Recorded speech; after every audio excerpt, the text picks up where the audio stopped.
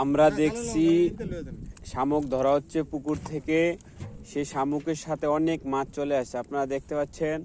মাছগুলা বাছাই করে পুকুরে ছেড়ে দিতেছে, আর শামুকগুলা হাঁসকে খাওয়ানোর জন্য নিয়ে যাওয়া হবে।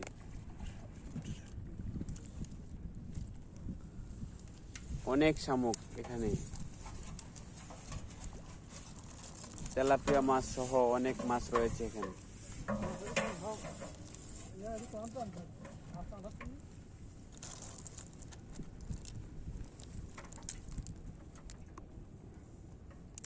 আজ আমরা বস্তা ভরে শামুক নিয়ে যাব।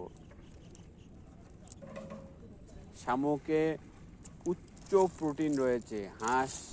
হাঁসকে খাওয়ালে হাঁস বেশি বেশি ডিম পারে। কথা ঠিক আছে আমার? শামুকে প্রচুর পরিমাণ ভিটামিন রয়েছে। এই শামুকগুলো আমরা ধরলাম।